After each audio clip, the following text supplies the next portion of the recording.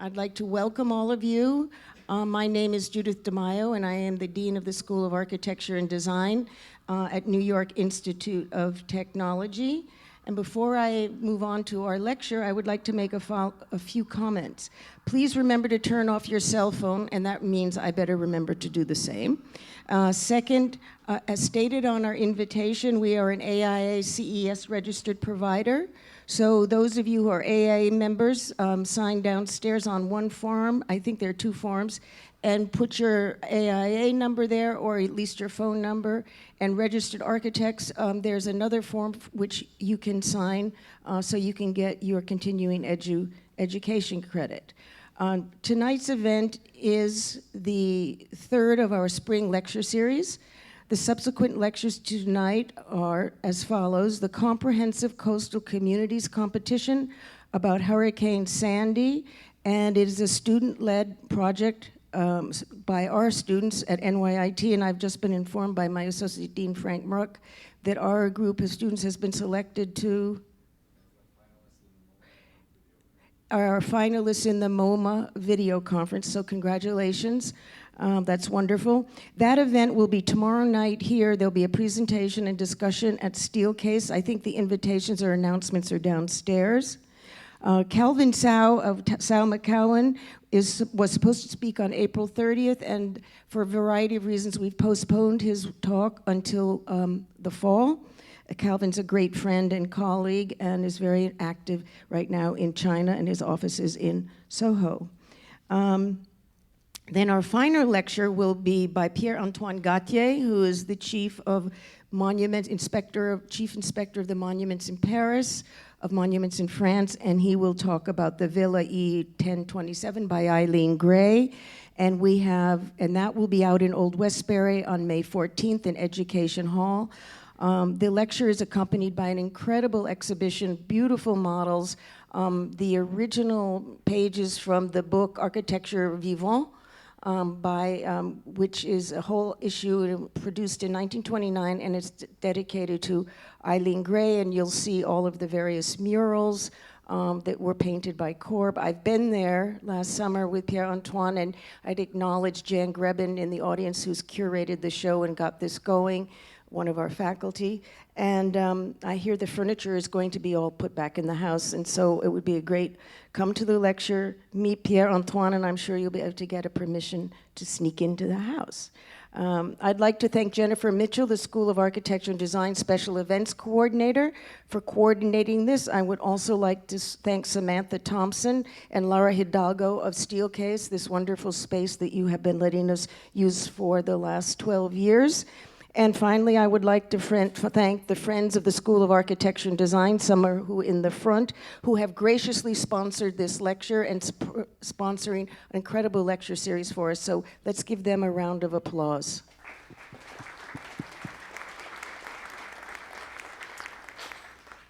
I would also like to acknowledge that we have students from both campuses here tonight. Students came, how many are from the Westbury campus that are here? I really want to thank you for getting on the bus and coming, and we're delighted you're here. There's some more downstairs. And I would also like to acknowledge we are hosting a group of 56 Italian students who are in the audience, some here and some downstairs, who just arrived from the Polytechnic in Milano. So grazie mille, siamo contenti, siete qui. So you've got a diverse audience. Now on to tonight's event, The Language of Architecture, by the world-renowned architect Daniel Libeskind. Needless to say, his practice extends worldwide from museums and concert halls to convention centers, universities, hotels, shopping centers, residential projects. Mr. Libeskind has received innumerable awards, and rather than go take the time, precious time for him away from him speaking, we've given you a bio to read through his incredible accomplishments. I find it informative, though, to let you know or point out, which is also in the bio that he was also a virtuoso musician at a young age before he gave up music to become an architect. This, to me, is relevant to Mr. Libeskind's commitment to expanding the scope of architecture. His approach and thinking reflect his profound interest and involvement in philosophy, art, literature, and music. Fundamental to Mr. Libeskind's philosophy is the notion that buildings are crafted with the perceptible human energy, and that they address the greater cultural context in which they are built. This approach, I repeat, is essential to the depth of mind of any architect. You must know many things. On a separate note, before I give the stage over to Mr. Libeskind, and I'm sure he's not aware of this, but I just suggested it to him. I first encountered his philosophy when I took my first teaching position at the University of Kentucky, and I think I went there the year after. My first year was the year that Daniel left. A mutual friend, colleague, and professor, Peter Carl, went on to me, we shared an office, about the genius of Daniel's crafted projects, which included, if I recall, an ashram. I think that was true. Maybe I'm wrong. And this incredible medieval writing machine, which had to be crafted by candlelight. I think that's true.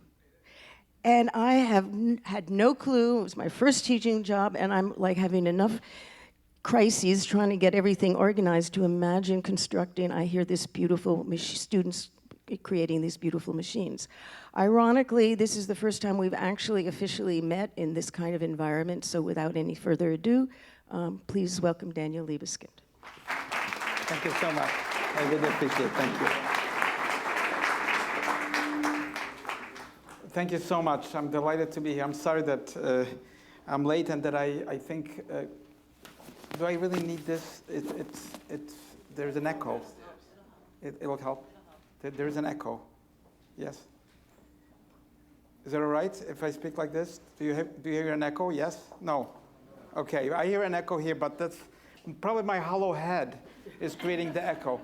I'm delighted to be here. It's always really fantastic to speak to young architects, because to me that's the time where one can really develop ideas.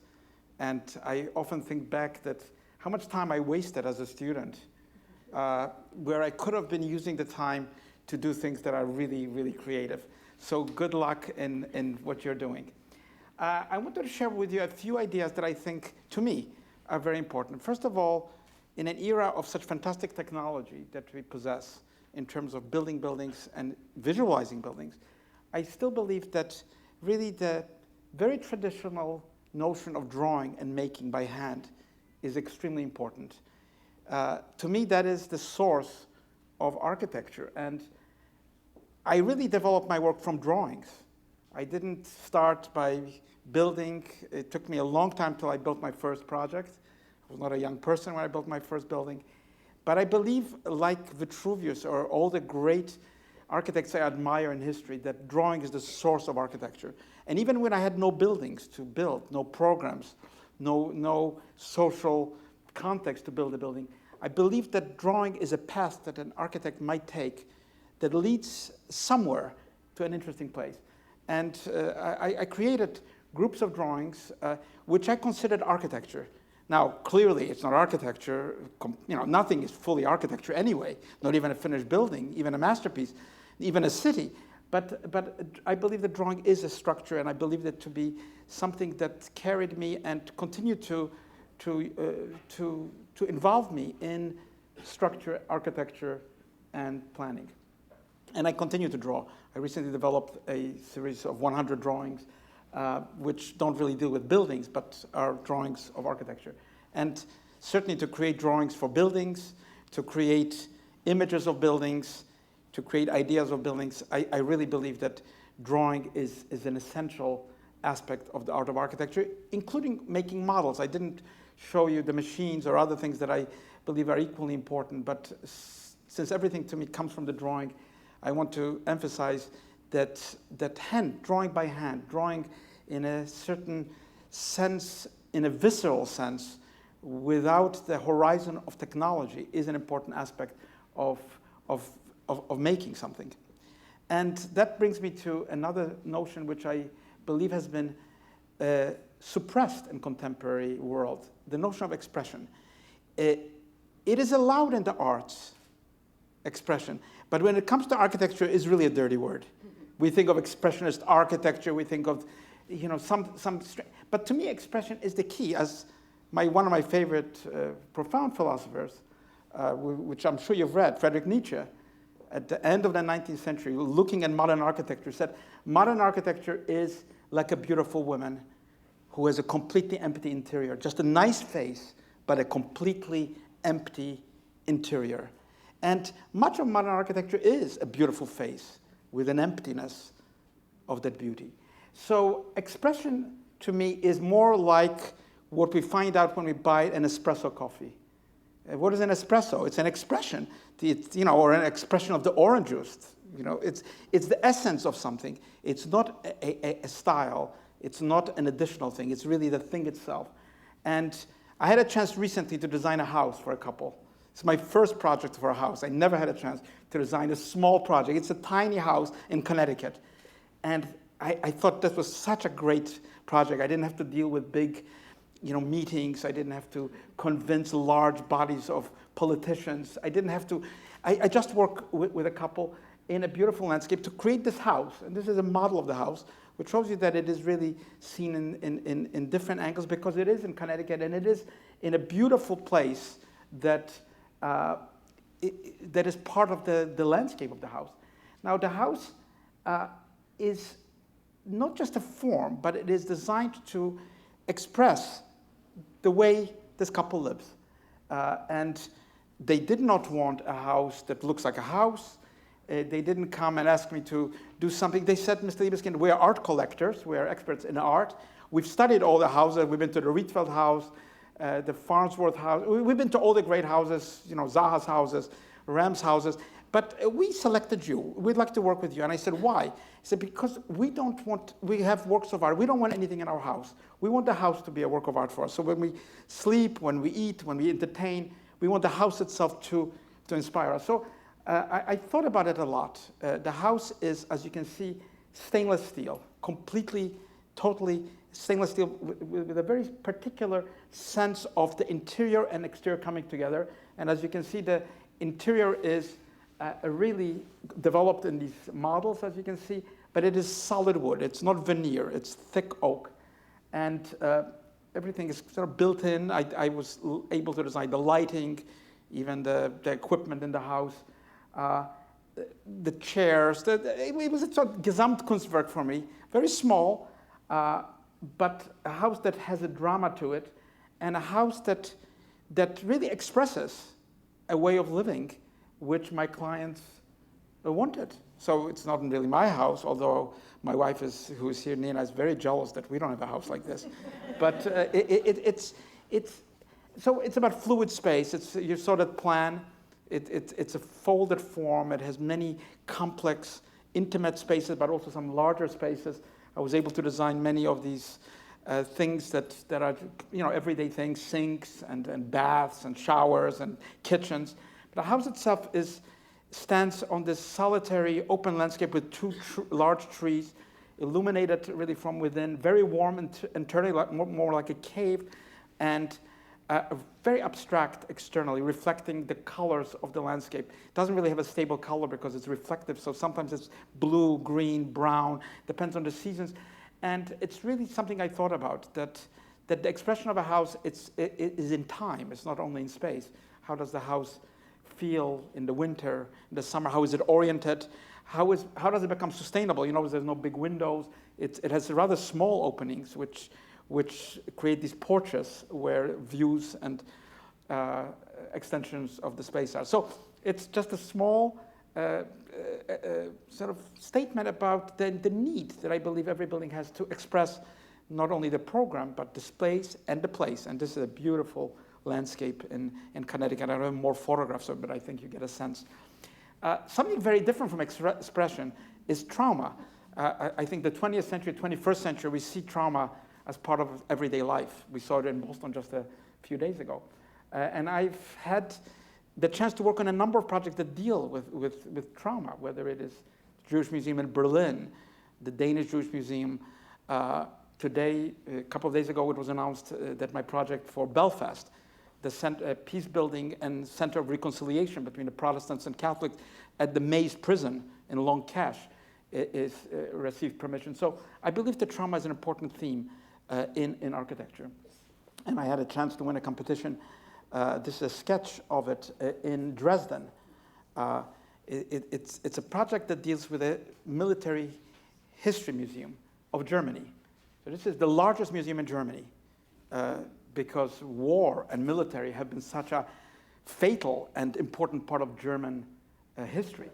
And as you can see, it's an armory, 19th century, built at the end of 19th century, as an armory, but very soon became a museum of the military, of Saxony, of Germany, of the Nazis, of the Russians, of the East Germans. And then after the unification of Germany, the building was sort of ruined. What do we do here? And this is like West Point in America. This is where German officers come to learn about German history from the 13th century, 12th century on to today. I thought about it. What happens in a democracy with the military? And I was in a competition. I was the only person who, everybody built behind. It's a kind of a U-shape, as you can see here. It's a U-shaped, large U-shaped building, the armory itself. And every architect built behind in the courtyard. I thought it was not possible to hide the military behind old walls. I thought it was important in a democracy to assert that the military is visible. The public is visible. And in democracy, citizens are really responsible for their armies, not generals.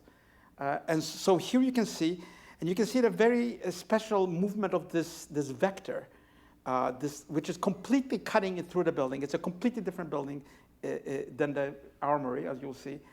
Different geometry, spatially oblique, and you see it's off-center. Why? Because the chronology in history in the building is shown in the horizontal dimension.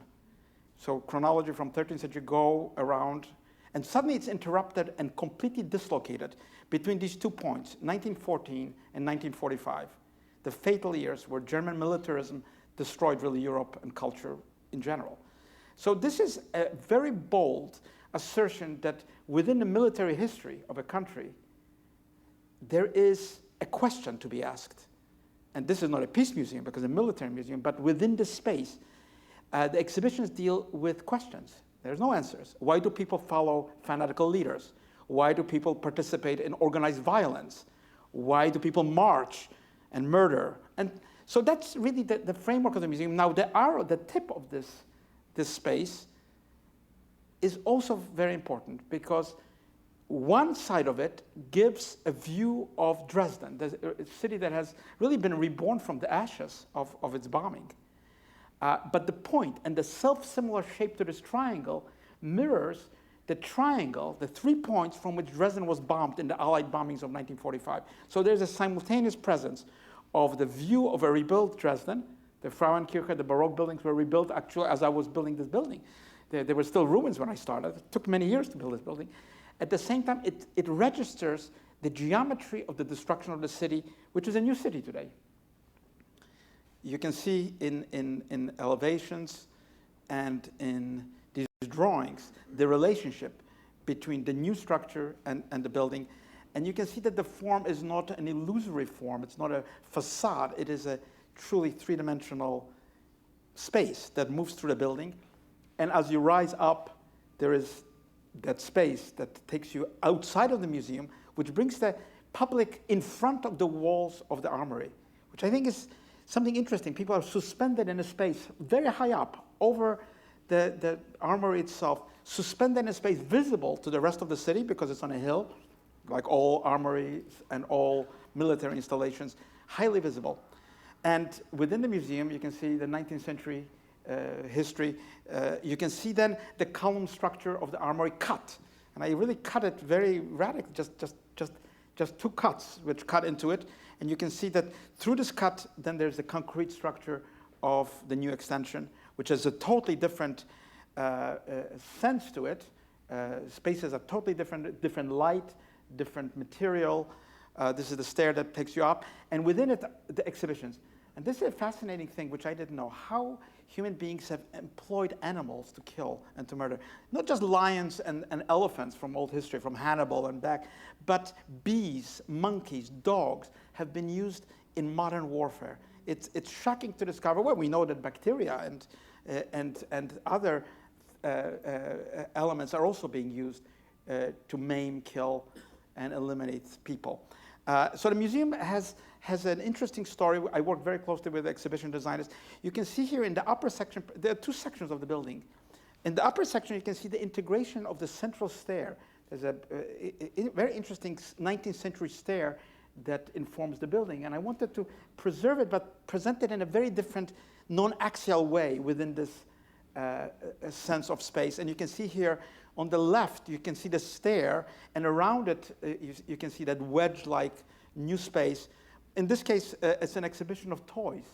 To what extent military toys of soldiers, guns, have been used in Germany, also unfortunately elsewhere as well.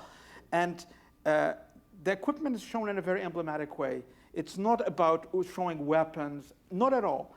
It's presenting this helicopter, for example, in such a disturbing way. This is how helicopters actually look at war. They don't fly horizontally to the ground. They come at you. They're dramatic. So the confrontation, the visceral confrontation with the Dora rocket, where slave labor was used to build these incredible elements, including the V2 rocket, the things that fall from the sky. So the museum spatially and tectonically is really organized around the idea of presenting violence as a question mark within the order of 19th century notion, and then you ascend to this space beyond, which shows you the city and shows you the fatality of how vulnerable cities are in their structure, and particularly Dresden itself, from which so much destruction came. If you read Victor Klemperer's diaries, a Jew from Dresden, who waited for the bombings of Dresden. I said, the only way we can survive is if Dresden is bombed to smithereens. And indeed, he survived to tell that story. A very interesting book. He was a linguist. And of course, at night, it's a very important a building that marks a sense of dealing. And this is what I appreciate about Germany, that this is a competition was not decided by politicians, but by the German military.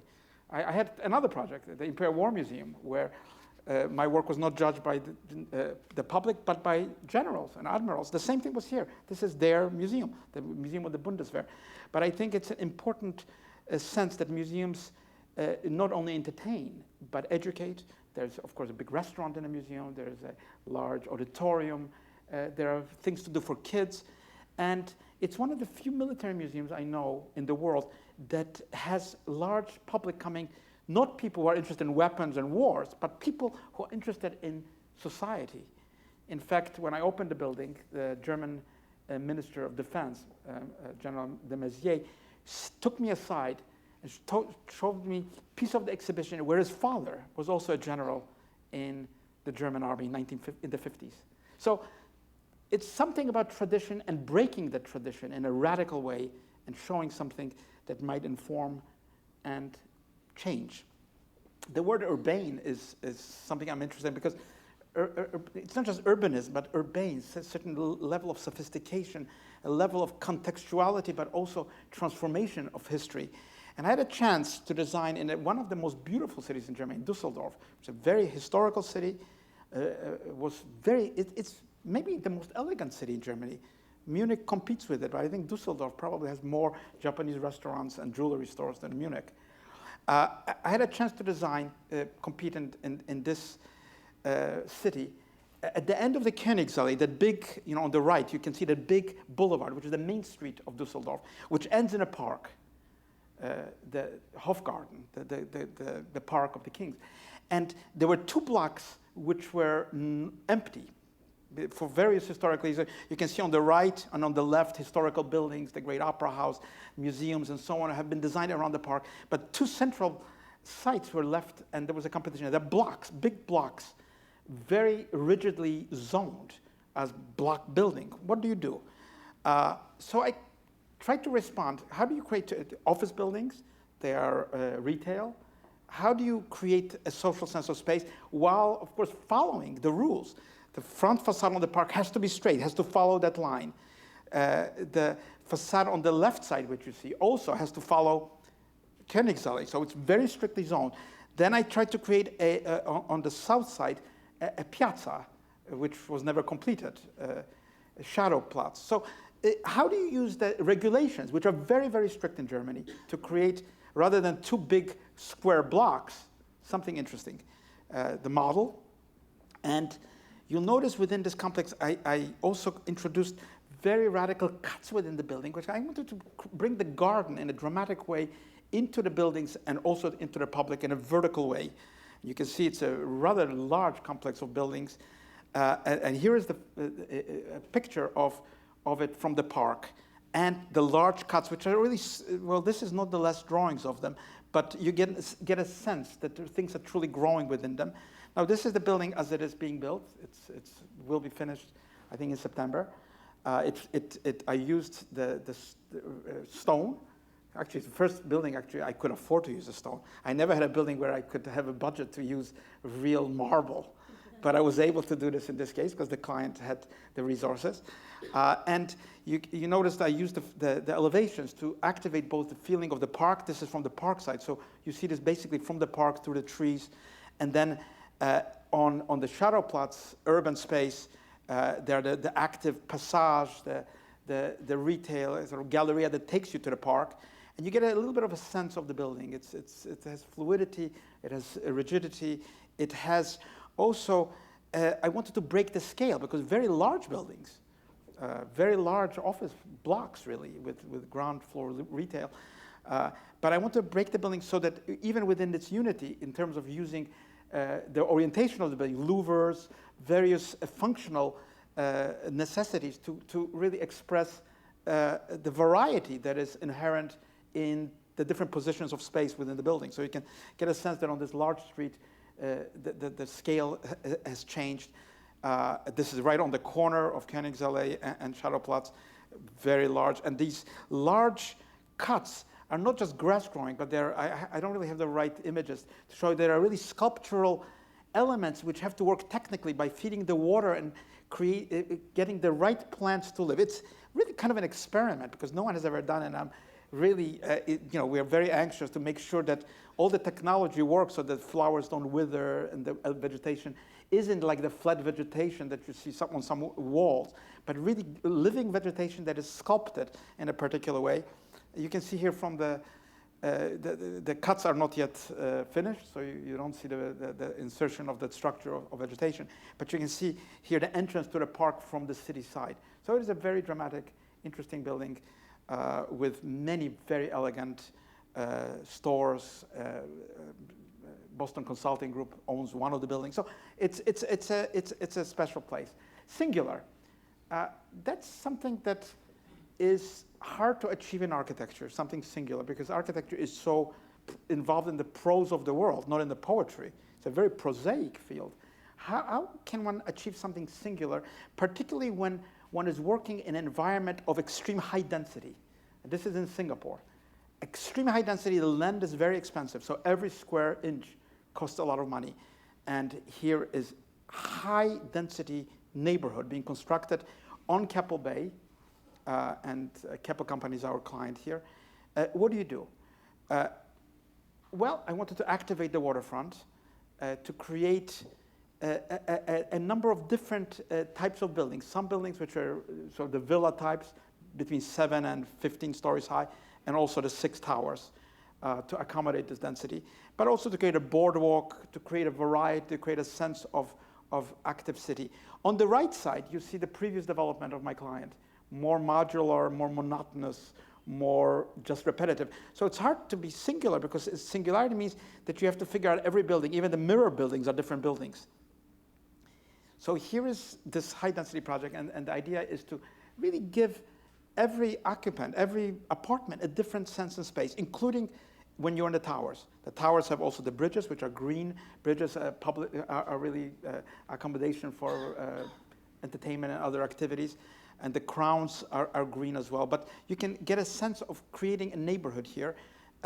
They are doubly curved, the towers, which is very unusual. Even the slight doubly curved tower means that every apartment is in a different position of space. It's a bit of a floating idea because no one is exactly directly below you or above you. And you really feel that in the units. And the client was very daring to do it because it's unprecedented. It's singular. but it became, after being finished, the most profitable project in Singapore, which is a very profitable, very affluent country.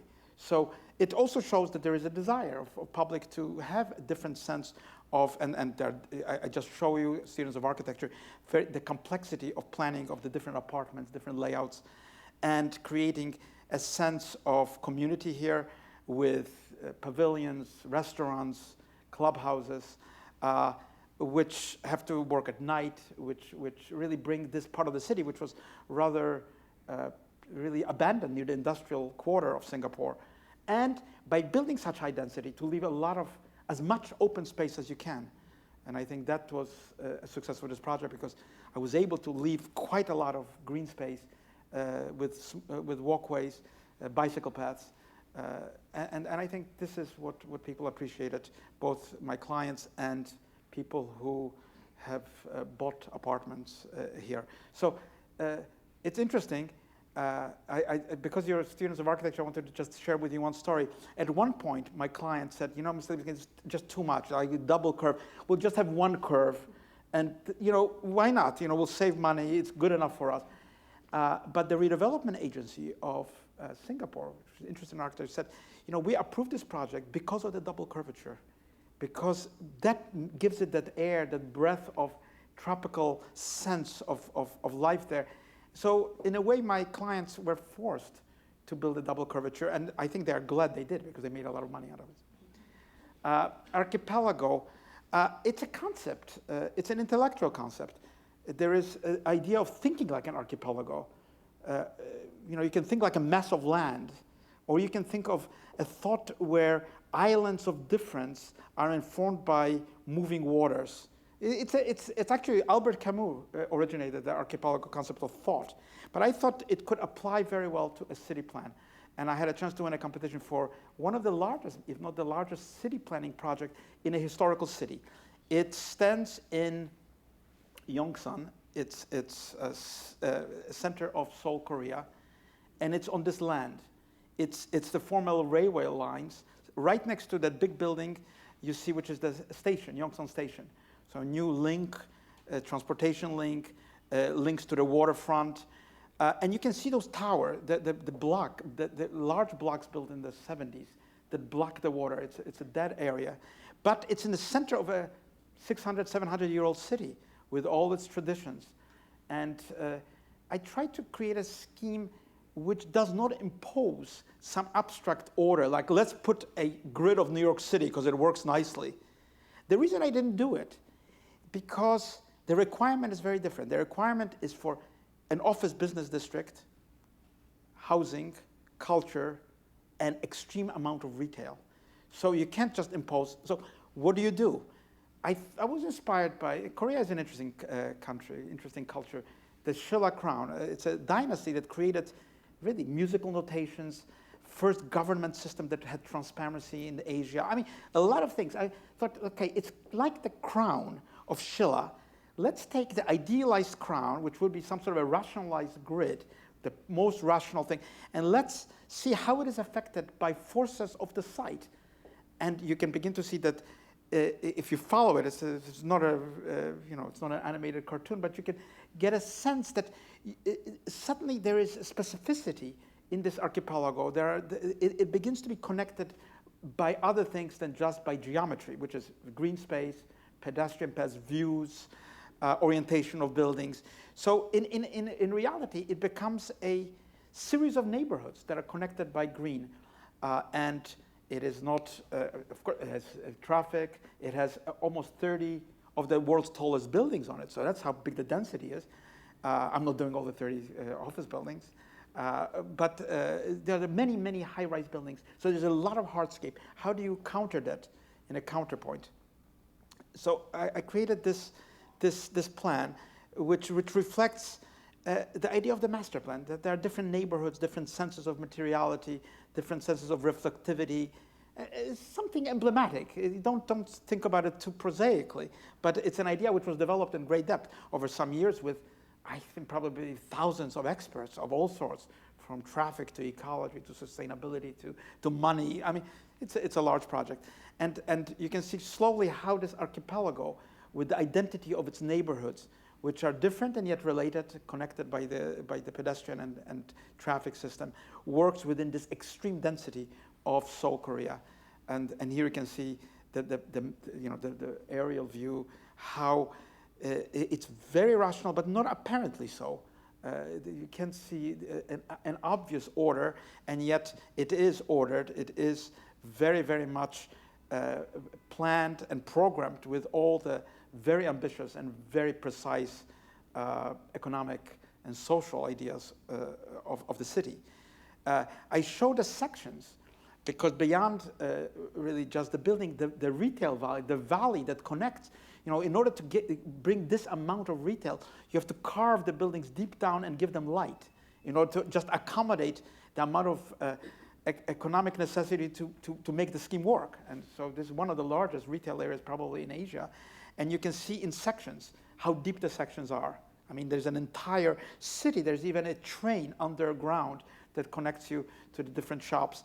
So one has to think of many, many things, how to make the functions of a city work in an economic, practical way, but at the same time contribute something to the pedestrian experience, to the human scale, because that's, to me, is the key. Not how the buildings look from a distance or how interesting they are, but how does the scheme work as a whole, since thousands and thousands of people will be living there. And how did I develop it? Just the way you probably work at school, with physical models primarily, starting with cardboard models, wooden models, all sorts of models to test various premises. And you can see in these renderings, there's, of course, a great variety, but you can see the sense of topography, which is man-made, creating social and communal space. And I think that's very important, that people come together. It's not just shopping, it's entertainment, it's parks, and its ability to really accommodate all the programs. I'm also designing one of the towers, based on the lantern, which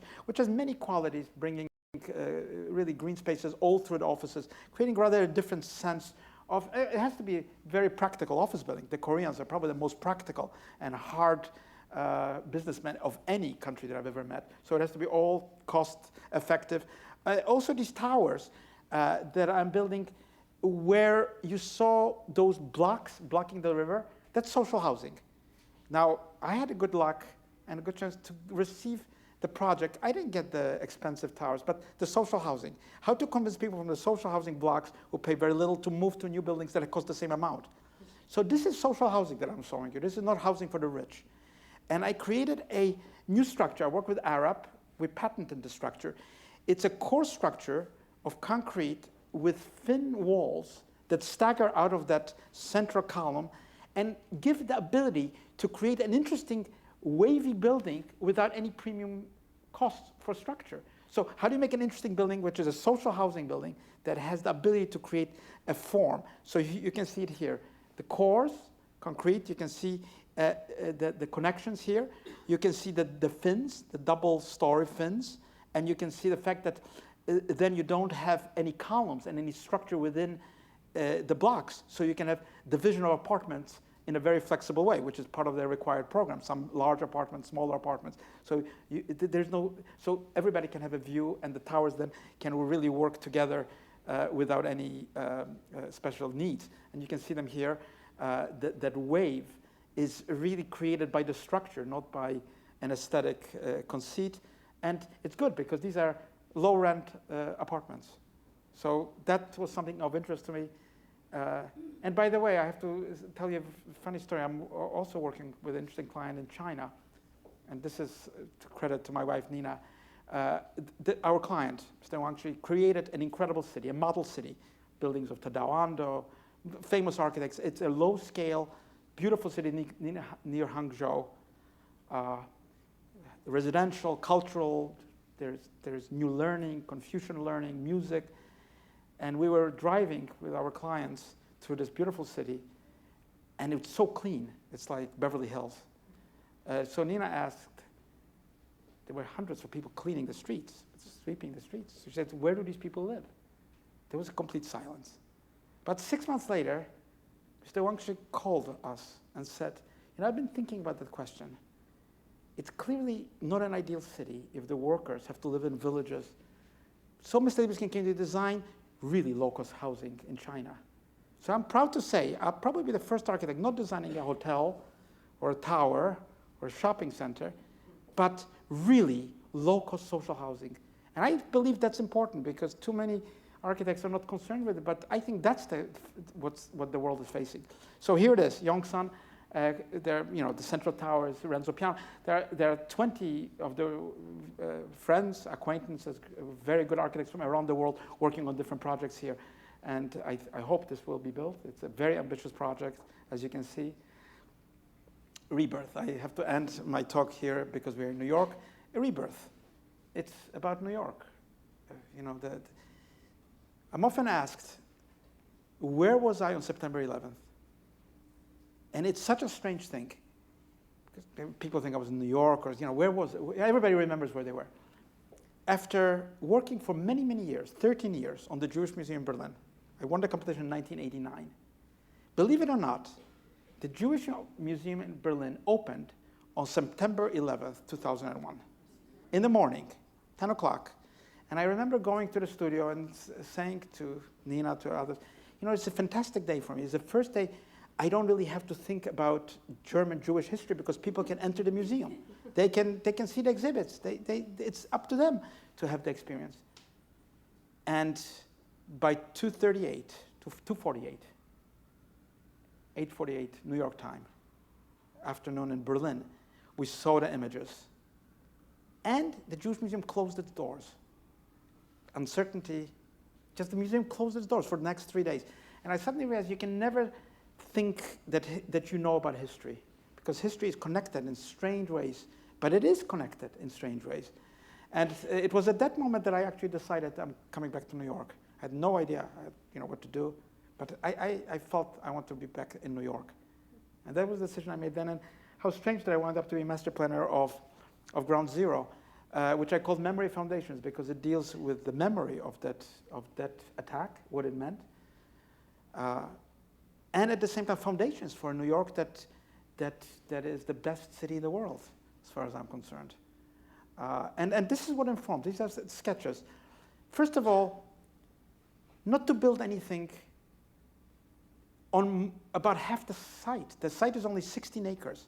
All my colleagues, great architects, build large structures to accommodate 10 million square feet of density, 5 million square feet of infrastructure and cultural structure. I mean, there's a lot to accommodate on this 16-acre site. I decided not to build on half of it because I felt where people perished, you cannot build. It's a piece of real estate. Nobody declared it sacred. It's just a piece of real estate in New York. But I thought it's not right to build on it. So the problem is, what do you do with the rest? Well, I didn't create a megastructure or a huge tower or double towers or big structures that we've seen in others. I tried to distribute the density, as many buildings as I could, to make the buildings lower so that the streets have better light, a better pedestrian sense of connection, and really concentrate on the civic social space, and also on the emblematic space. The fact that the building should mirror those standing in the grid, the torch at the Statue of Liberty, that there should be light in a symbolic way, that the Freedom Tower, Tower number 1, should be 1776 feet high. I thought it was important not just to make a high tower, but a tower that has a specific number that is memorable, and it's not just the tallest tower in New York. So here's a sketch, early sketch on the left, and the most recent, one of the most recent renderings on the right. And what is a master plan? A master plan seeks consensus to how to rebuild the site. I don't have to remind you how political this exercise is, emotional. Who are the clients here? We've got the families of the victims. We've got the Port Authority that owns the land and leases it to architects, to developers, their own architect, controlled by the mayor, by the governor of New York and governor of New Jersey. Mayor of New York is in charge of the streets that go through it. Subway authorities in charge of the trains, path authorities in charge of the trains. So to create a scheme, you have to bring a consensus to people who initially thought very different things about the site. They had very different interests. If I go back to the sketch, I positioned the towers so that the crescendo of towers is towards the Hudson River. There's open space. But the developers wanted the towers as close as possible, just the opposite direction, as close as possible to Wall Street, where there are a lot of narrow alleys and dark spaces. So there were many, many different opinions, but I think it's important to emphasize that in the democracy, and this is what I love about democracy, things are not easy, and not everything is resolved to everybody's satisfaction.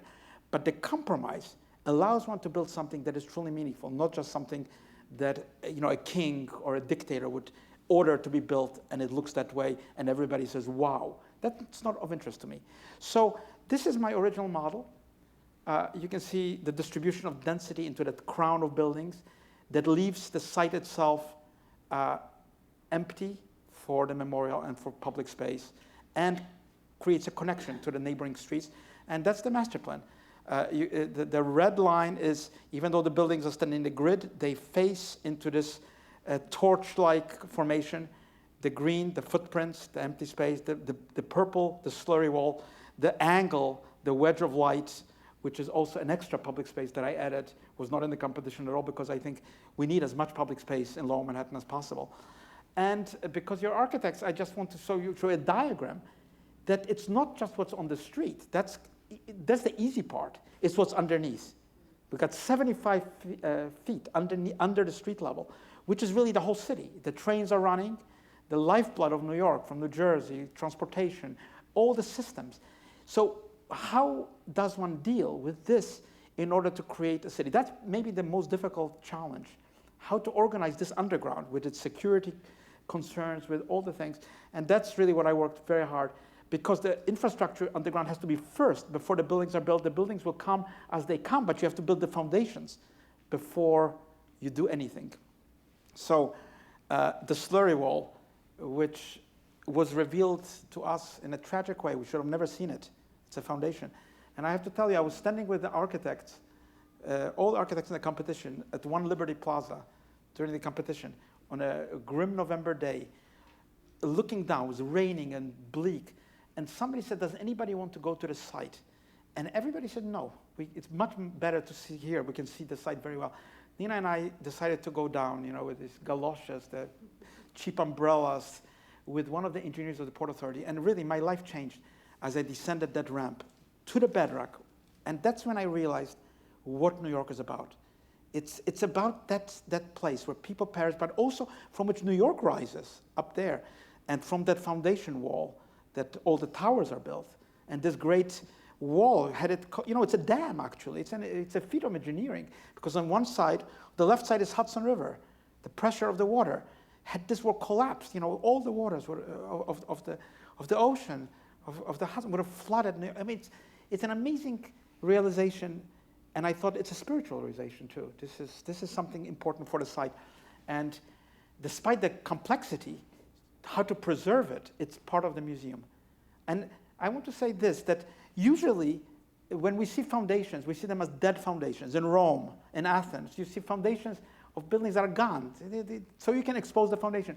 Normal foundations are meant not to be seen because you build on top of them. So to keep a foundation open is a feat of engineering, and I was glad that I had supporters of the Port Authority, engineers, who liked the idea, who wanted, and it will be something very dramatic that you will access to the visitor center. And I've been there many times, and it's chilling. It's something also inspiring when you go this deep in New York.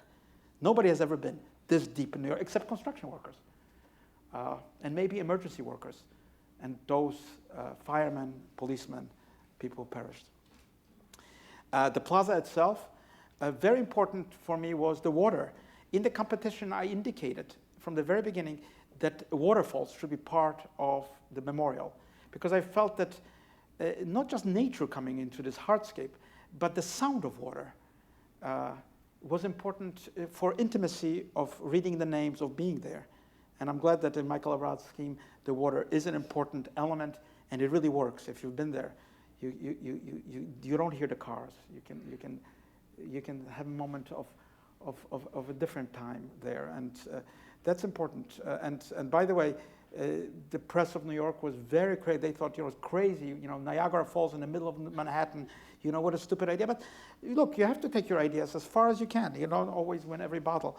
A wedge of light is an extra space. It was not at all in the competition, but I felt there needs to be a space from Broadway because so many people will be coming to the memorial and to the public space from Broadway. And so I organized the space with a time. 8:46 when the first tower was struck, was a beautiful sunny day. 8:46, 10:28 when the second tower collapsed. So I created a space which is a civic space between tower number 2 and the center of the PETH terminal skylight. So it'll be a dramatic extra space that will, even on a gray day, because there's a shift in geometry, there's a shift in how the buildings are placed just at that moment of time. And I think it's going to be something very memorable in the context of New York and the busy streets and the busy public spaces and the Torch of Liberty. That was very important, that the larger composition, particularly from the spatial point of view, be sort of powerful enough, given that there are many different architects building the different buildings. But you can see it even now, as I arrive sometimes in Newark. You can see tower number 1, Freedom Tower, tower number 4. You can begin to see tower number 3 is going up, but the composition will be completed at some point, I hope, and you will be able to see that dramatic three-dimensional crown, which you'll see from the Bronx, you'll see from Brooklyn and Queens, you'll see it from all the neighboring territory, and I think it's going to be very important. And of course, this is already old, but the building's ongoing. The cultural facilities are difficult to achieve, all of them. But the museum is there, the visitor center, and you know, it is a rebirth. And I think that's what it's about. It's about the victory of life over the evil deeds that befell New York.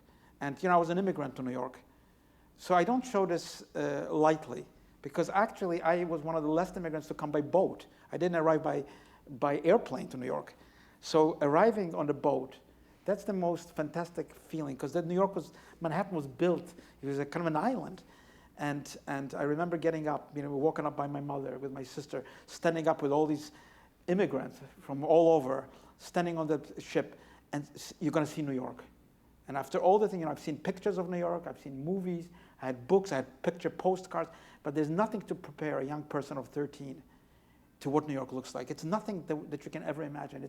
It's a phantasmagoric vision of power, of democracy, of everything that you dream about, especially if you've been unlucky to live in a totalitarian country. So that's what the project is about. It's about the values of New York, the values of tolerance, and the values of the power of liberty. Thank you. Thank you. Thank you. Thank you. Thank you so Not only much. is it great, but you're a great speaker. Oh, thank you so much. Thank you. Can you take a few questions? Yeah, of course, please? of course. I would like to, I don't know how to make this thing work. That's all. Yes, I would like to thank Mr. Libeskind. It was a fabulous talk and a great speaker, and the depth of thought is what I hope is mostly transmitted to our students, because don't be scared to think deeply about things. And on that note, we'll take some questions, please. Any questions? You've rendered everyone quiet. No, I'm happy to answer if there are questions. Any questions? There's a question. Yes, there's one back there, I believe. I see a hand up. Could somebody use a speaker, mic?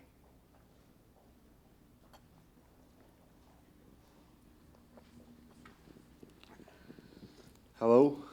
Hi. I've got a couple of questions. First, I would like to know where art, literature, philosophy, and architecture, where they interact and where they're separating, like the note points maybe. And I would like to talk about music and sound a bit, like sound mapping and soundscapes and electroacoustic. What do you think about them? And by understanding the sound, understanding the city, and I would like to know what you're thinking about that. Good questions. Not so easy to answer quickly, but I think the question of the relationship of arts, literature, art, painting, poetry, it's not separable, in my view, from architecture. You know, we often have thought that architecture is about objects We made things, they have their foundations, they have their own materiality. But everything really, to me, is about a story. Everything, as the Talmud says, is everything exists in order to wind up in a book. Not only Mallarmé, it's also the Bible and other literatures. So to me, architecture communicates. It's a way of communicating across time, across space.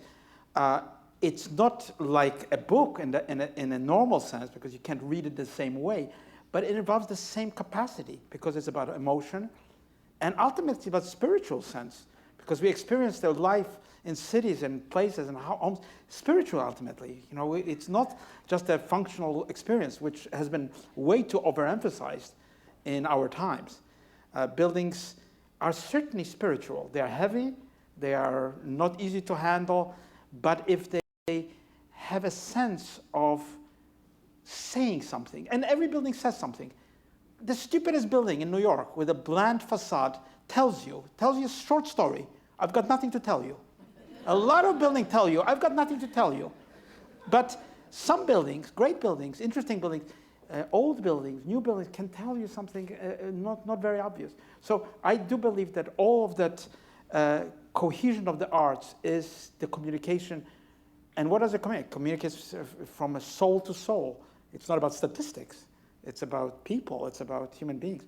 The question about music and architecture is very important to me, because as a musician, I'm often asked if I have given up music, but I didn't really give it up.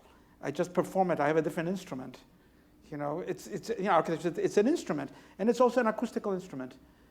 In the Jewish Museum, I tried to complete an opera of Arnold Schoenberg, a German Jew, actually Austrian Jew, who had to leave Berlin, was kicked out. He's a great composer, great musician, because he was Jewish. And he didn't complete an opera that he started in Berlin. I highly recommend Moses and Aaron, an opera. The libretto is 3 acts, the opera is 2 acts, because at the 3rd act he could not complete the music. He left Berlin. And the last act deals with Moses crying to God. What does it all mean? Is there God at all? So I said, you know, the opera cannot be completed musically, clearly, because Schoenberg was a genius. But it could be completed in the echoes of the footsteps of the visitors across the void of the museum. And I hear it. When you hear the footsteps in the echoing chambers of concrete voids of memory, I think you can, if you know the opera, you hear the answer.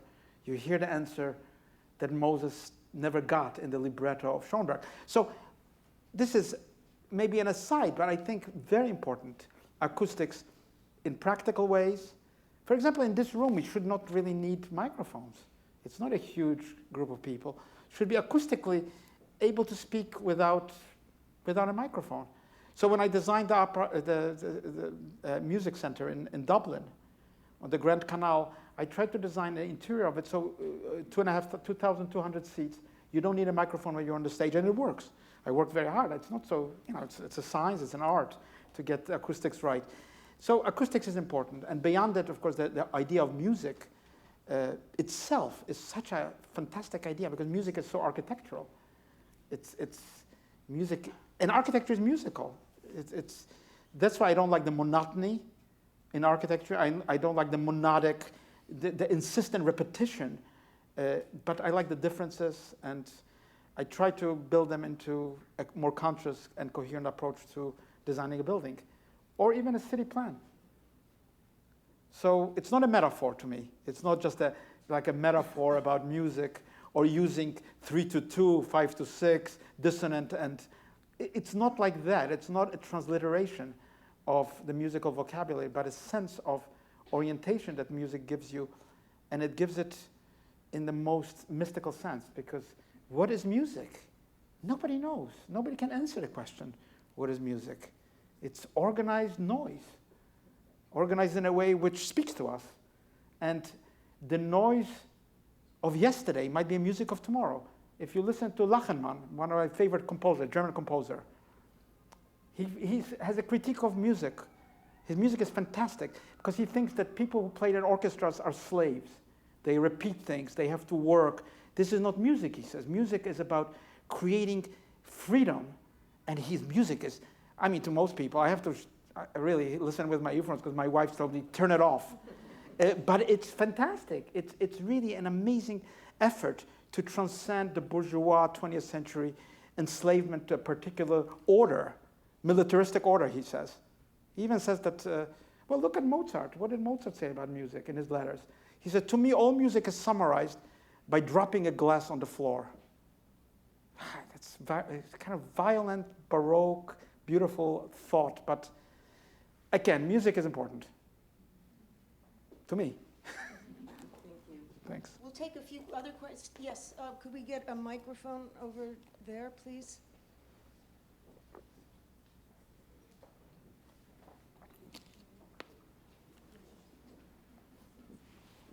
Hello, my name is Anastasia, and I'm an interior design student, and there are a number of us here.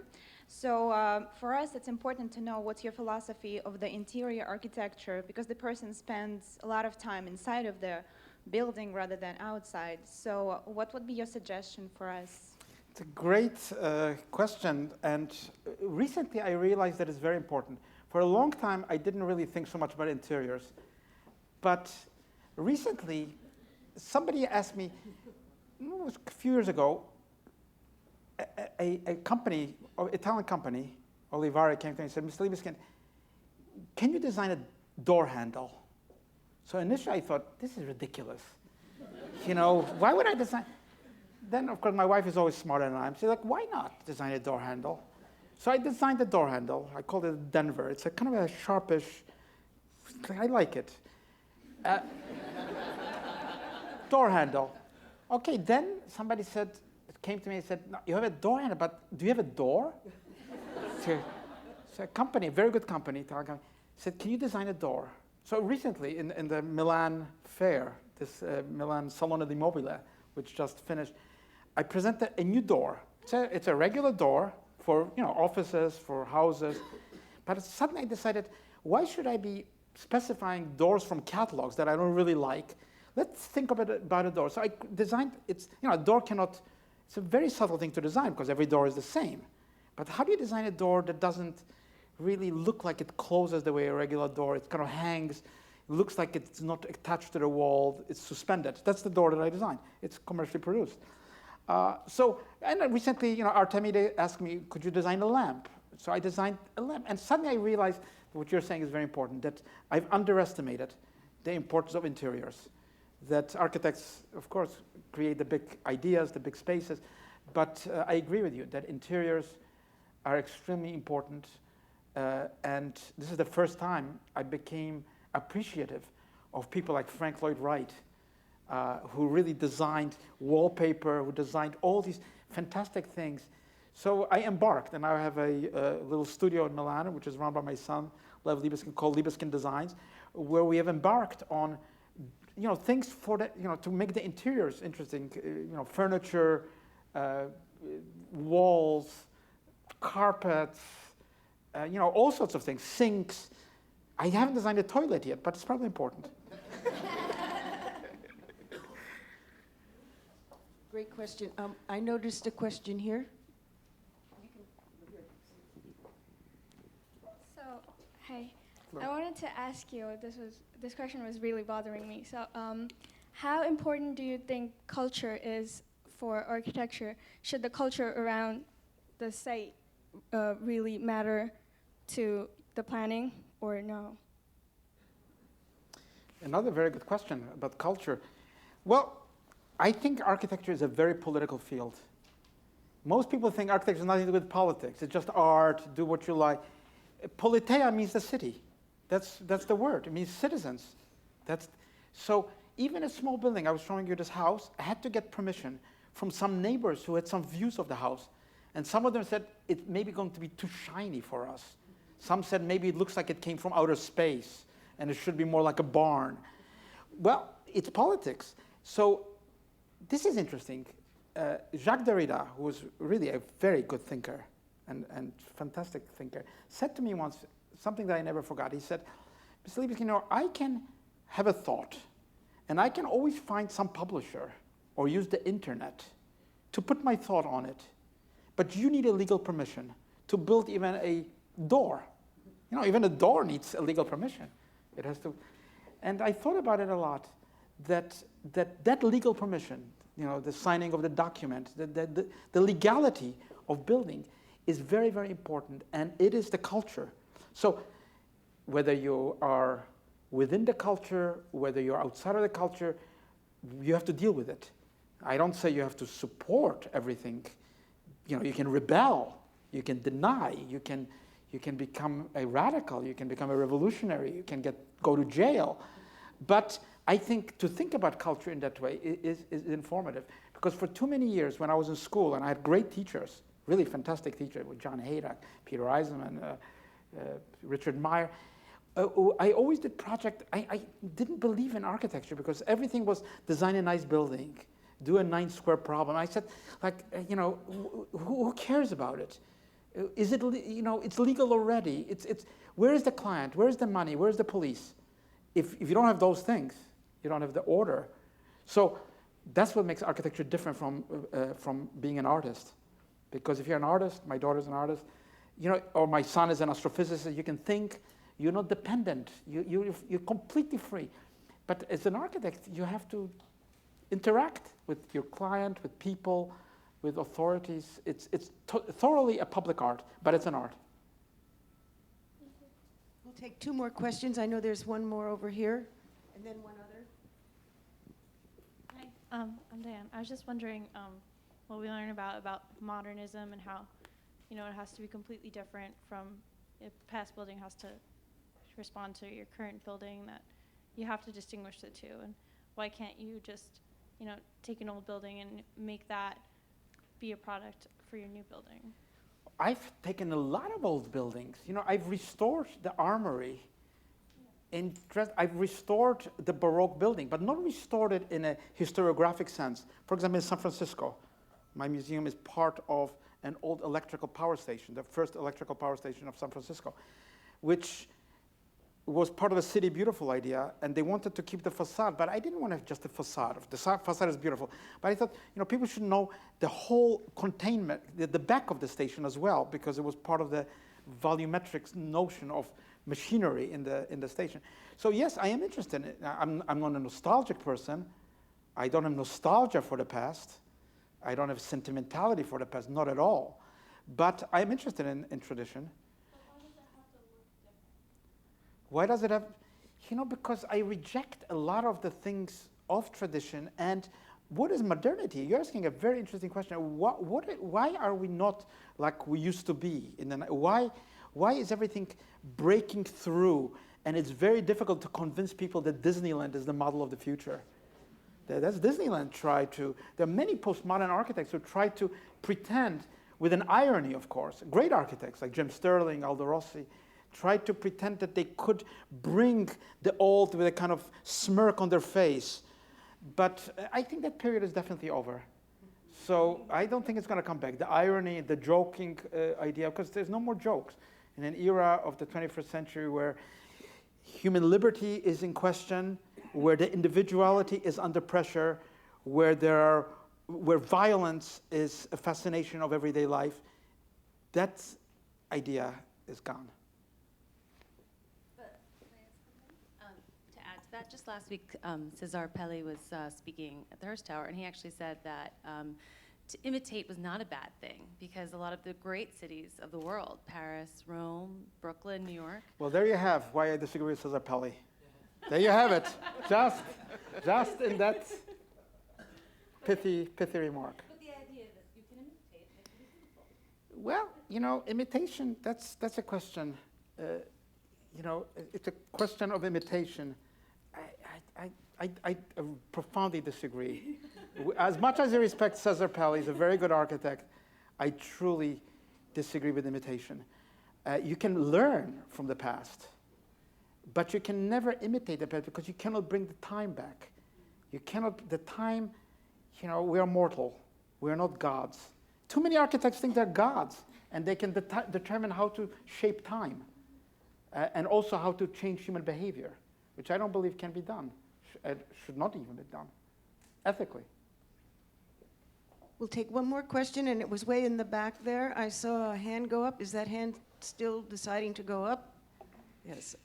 Could we have a microphone so everyone can hear the question? Thank you. Hi, I'm Matthew. I currently work here in the city for a firm that does social housing. That's where my question lies. I'm familiar with the constraints around the cost and some of the perceptions of the housing.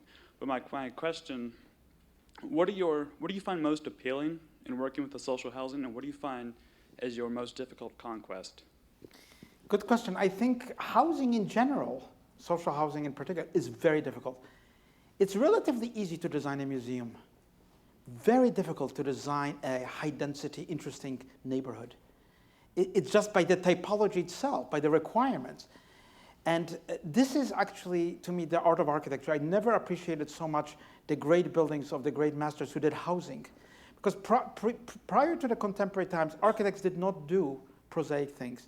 They did the churches, they did the public works. They didn't, the everyday life was not considered part of architecture. Roman architects built, the corners of buildings. The infill was done by non-architects. So the fact that social housing itself has become part of the art of living, I think is due to the democratization, the fact that we want everyday life to, we don't believe in God, we don't believe in the muses, we don't believe in the transcendent world, we believe in the everyday, in the prose of the world. And I think that requires an attitude towards social housing and towards residential buildings, towards hospitals, towards schools, universities, all the things that I'm involved in, hotels, shopping centers, to take away the borders that divided those programs from the sacred idea of architecture.